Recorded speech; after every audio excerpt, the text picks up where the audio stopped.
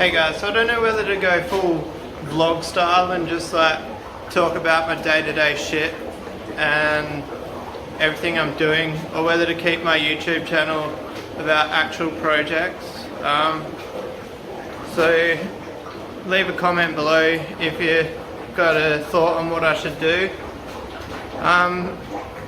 So we'll talk about today's problem while we're here. Flip the camera around. Righto, so 27.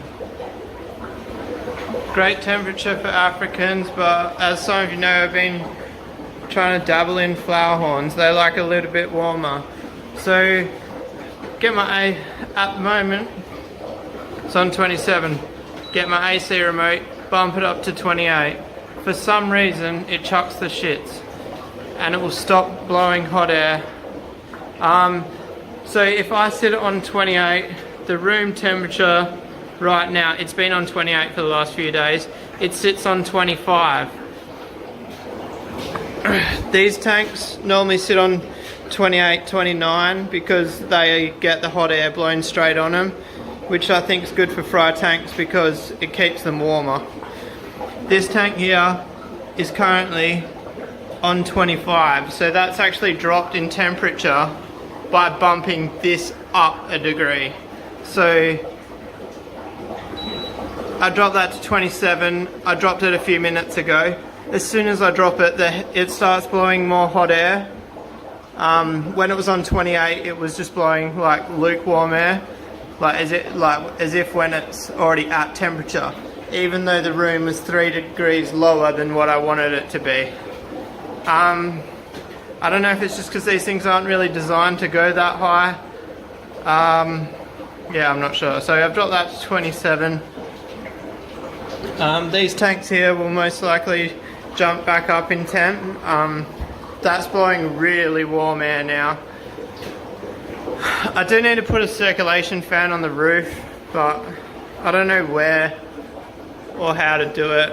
I had this little fan here going that lasted all of about 6 months before the bearings went in it and it died. So I've got to get another one. But I haven't had any dramas with like tanks being too cool.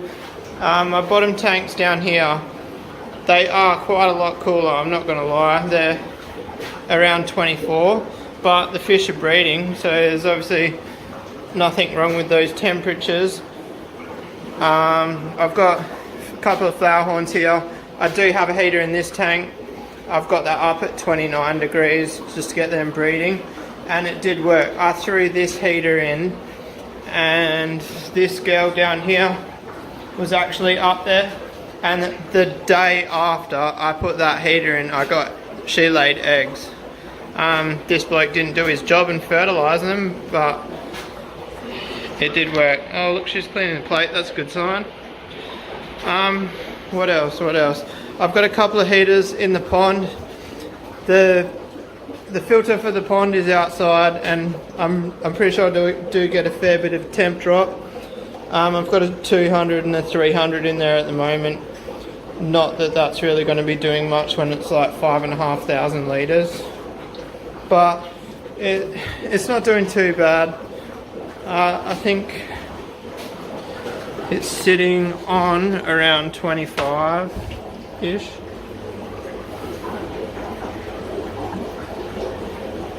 Yeah, so they have made a difference because it's gone up 1 to 1.5 degrees since I put that heater on it.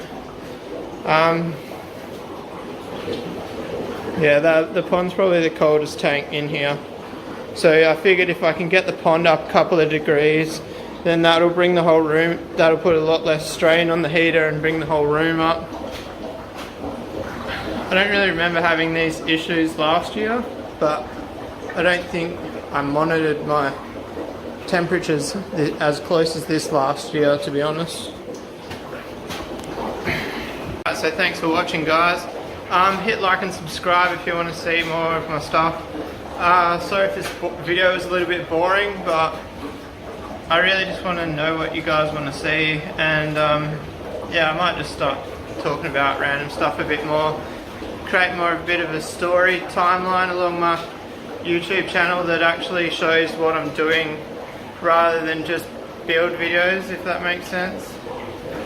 I'm still undecided on how much detail I'm going to go into with this, but for now we'll just see how it plays out. Alright, don't forget to subscribe guys if you're interested.